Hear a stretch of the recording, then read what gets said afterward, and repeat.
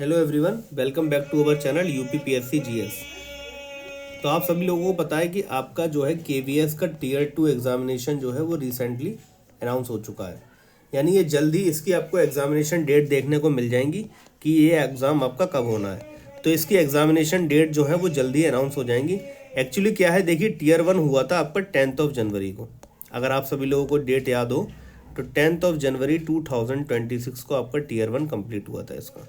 अब इसके टीयर 1 में जो है देखिए कट ऑफ का आइडिया लगाया जा रहा है कि जिन लोगों के भी 50 से 60% के बीच मार्क्स हैं और वो यूआर कैटेगरी से हैं तो वो इस एग्ज़ाम के टीयर 2 की तैयारी करना शुरू कर सकते हैं।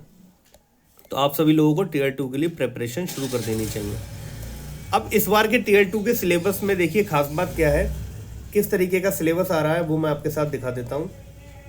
देखिए टीयर 2 में सबसे पहले आप अगर उसका टीयर 2 के सिलेबस का पेज खोलेंगे तो आप लोगों को ये दिखाई देगा, जो सबसे पहला उसमें टॉपिक है वो ये है कि आपके 3 और 4 अनसीन पैसेज आएंगे from different genres, prose, poetry, drama, article, editorial, scientific and literary extract.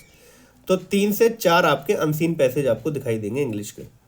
और ये अनसीन पैसेजेस का जो टॉपिक है वो कुछ भी हो सकता है। तो सबसे पहला तो आपका ये है जो कि बहुत इंपॉर्टेंट है। अब इसके लिए हमें क्या करना होगा, इंग्लिश अच्छी करनी होगी अपनी। तो आप इंग्लिश कॉम्प्रिहेंशन जो है वो लगातार द हिंदू हो गया या कोई भी आर्टिकल हो गया, उस तरीके का पेपर आप पढ़ते रहिए, ठीक है। और इसमें जो आपका अगला पैसेज है वो भी कॉम्प्रिहेंशन का ही है, वोकैबुलरी का है, टोन, ये सब इसमें अनसीन पैसेज से पूछे जाएंगे। आपका कॉम्प्रिहेंशन चेक किया जाएगा, आपकी वोकैबुलरी चेक की जाएगी, टोन क्या है उस कॉम्प्रिहेंशन की वो पूछा जा सकता है आपसे, और इसमें आपकी वोकैबुलरी इन्फरेंस क्या है, लॉजिकल सीक्वेंसिंग यानी PQRS वगैरह भी इससे रिलेट करके पूछे जा सकते हैं, ठीक है। और आप ये समझ सकते हैं कि कॉम्प्रिहेंशन में किस किस तरीके के क्वेश्चन आते हैं वो आपसे इसमें पूछे जा सकते हैं। तो ये जो पूरा पैसेज है आपका, पहला जो टॉपिक है आप ये अगर ध्यान से देखेंगे तो पहला टॉपिक ही हमारा बहुत इंपॉर्टेंट है। इसमें जो सिलेबस का पहला टॉपिक है आपका वो यही है, आप अगर ध्यान से उठा के देखेंगे तो। अगला जो आपका टॉपिक है वो है आपका राइटिंग एबिलिटी। राइटिंग एबिलिटी इसमें जो उन्होंने सिलेबस में मेंशन कर रखा है वो मैं आपको बता देता हूँ। सिलेबस में उन्होंने मेंशन कर रखे हैं लेटर और रिपोर्ट राइटिंग। एक तो आपके लेटर्स मेंशन कर रखे हैं और दूसरा आपका रिपोर्ट राइटिंग। तो ये दोनों ही आपके सिलेबस में मेंशन है और इससे ज़्यादा कुछ भी मेंशन नहीं है। तो लेटर्स कैसे होते हैं, देखिए फॉर्मल लेटर्स होते हैं, कुछ आपके इनफॉर्मल लेटर्स होते हैं। तो ये दोनों तरीके के आपसे लेटर पूछे जा सकते हैं। अब रिपोर्ट राइटिंग में क्या पूछा जाता है आप सभी लोगों को पता है, जैसे न्यूज़पेपर रिपोर्ट हो गई, एनालिटिकल रिपोर्ट्स हो गई, नोटिसेस हो गए, सर्कुलर्स हो गए। तो नोटिसेस जो हो गए आपके, ठीक है, सर्कुलर्स जो आपके हो गए, इन पे आपको राइटिंग करवाने को आ सकता है। आप सभी लोगों को पता होगा इसका जो है एक तो आपका ऑब्जेक्टिव है जो कि आपका 60 मार्क्स का होगा और एक इसमें डिस्क्रिप्टिव पेपर है जो आपका 40 मार्क्स का होगा। तो ये दो तरीके से आपका डिवाइड है इसमें क्वेश्चन पेपर, इसको आप याद रखिएगा। अगला जो आपका सेक्शन है, ये 2 सेक्शन आपके हो गए। इसमें इसके बाद जो अगला सेक्शन है आपका वो आप ध्यान से देखिएगा। अगला इसमें सेक्शन है आपका इंग्लिश का। तो इंग्लिश का पूरा प्रॉपर उन्होंने सेक्शन बना के दे रखा है, जिसको आप 2 पार्ट्स में चाहे तो डिवाइड करके भी देख सकते हैं। इसमें पूरी की पूरी आपकी ग्रामर आ रही है और ग्रामर में वो मेनली जो है वो पार्ट्स ऑफ स्पीच पूछना चाह रहे हैं। तो आप इसमें देख सकते हैं पार्ट्स ऑफ स्पीच उनका इंपॉर्टेंट टॉपिक है सिलेबस के अकॉर्डिंग। तो पार्ट्स ऑफ स्पीच आपसे पूछे जाएंगे और आपसे सेंटेंस स्ट्रक्चर में किसी भी तरीके की चीज़ें पूछी जाती हैं जो कि आप लोग अगर CGL वगैरह एग्जाम की तैयारी कर रहे हैं तो वो पूछा जाता है, आप लोगों को पता भी होगा। इंग्लिश का देखिए काफ़ी वेटेज है, कॉमन एरर्स भी आपसे पूछे जा सकते हैं। कॉमन एरर जो कि इंग्लिश का सिलेबस है ही, आपको पता ही होगा, तो कॉमन एरर से भी आपको क्वेश्चन देखने को मिलेंगे। तो ये 3 तरीके के क्वेश्चन आपको मिलेंगे। और आपको पता ही है कि एक्टिव पैसिव भी इसमें अनाउंस किए जाते हैं, नरेशन भी इसमें आपको आ सकता है, ठीक है। और आपके जो पार्ट्स ऑफ स्पीच आपके 8 हो गए तो उनसे किसी भी तरीके का क्वेश्चन बनाया जा सकता है, ठीक है। इतना आपको इंपॉर्टेंट टॉपिक है। इसमें टेंसेस क्या हैं, सेंटेंसेस क्या हैं, क्लॉजेस क्या हैं, एरर डिटेक्शन में, सेंटेंस फॉर्मेशन में, ये आपका इंग्लिश का सिलेबस हो गया। लमसम आपका यही सिलेबस है। अब दूसरा आपका है हिंदी। हिंदी में क्या है, ये हिंदी भी इन्होंने 2 तरीके से डिवाइड किया है, ये मैं आपको बता देता हूँ। देखिए इसमें आपका जो है हिंदी गद्य भी आ रहा है और हिंदी पद भी आ रहा है, और दूसरा जो है वो आपका हिंदी व्याकरण भी आपसे पूछा जाएगा। हिंदी व्याकरण भी आपसे पूछा जाएगा इसमें। तो इस तरीके से आप देख सकते हैं कि दोनों ही आपसे पूछे जा रहे हैं इसमें।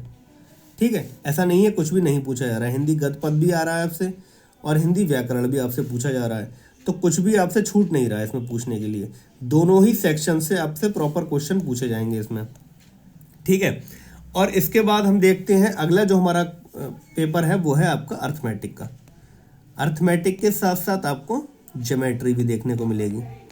तो अर्थमेटिक और ज्योमेट्री का ये आपका अगला सेक्शन है, तो इसे भी आप अच्छे से तैयार कर लीजिएगा।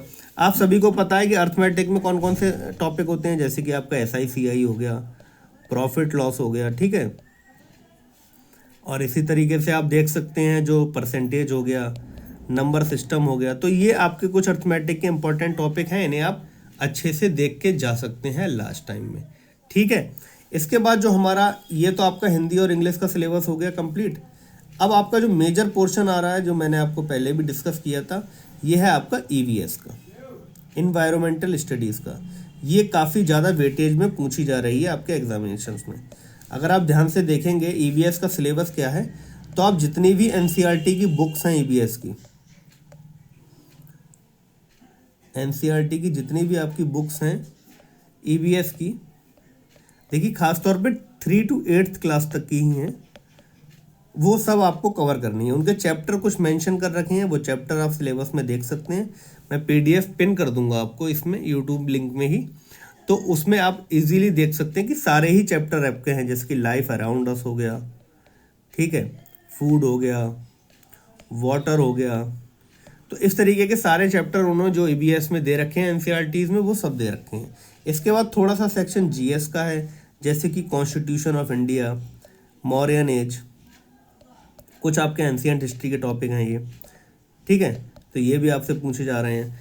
और आप इसमें देख सकते हैं कुछ आपके केमिस्ट्री के भी टॉपिक हैं, ज़्यादा नहीं है, जैसे कि मैग्नेट वगैरह हो गया, ये आपसे पूछे जा रहे हैं, ठीक है।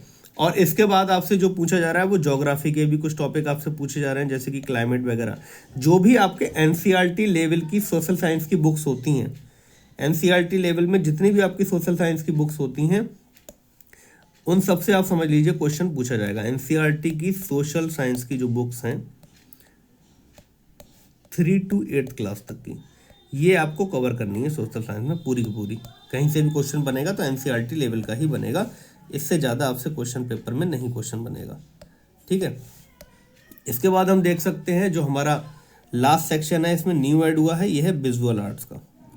तो विजुअल आर्ट्स के भी क्वेश्चन आपको कुछ इसमें देखने को मिलेंगे, जैसा कि आप देख सकते हैं। और इसमें एक टॉपिक है आपका गेम्स का। विजुअल आर्ट्स अगर आपको कवर करना है तो ये आप YouTube चैनल सब्सक्राइब कर लीजिए और इसको शेयर कर दीजिए, तो आपको इससे रिलेवेंट जानकारी प्रॉपर टाइम से मिल जाएगी, और जो भी कंटेंट होगा वो आपके साथ शेयर कर दिया जाएगा, ठीक है। और इसी तरीके के कंटेंट को पाने के लिए और लगातार जुड़े रहने के लिए आप चैनल को सब्सक्राइब भी कर सकते हैं, ताकि आपको इन्फॉर्मेशन टाइमली मिल जाए। और चैनल का नाम ना भूलें बिल्कुल भी, UP PSC GS, ठीक है। हैंडल भी आपको बता देता हूँ मैं, UP PSC GS 2026। Thank you.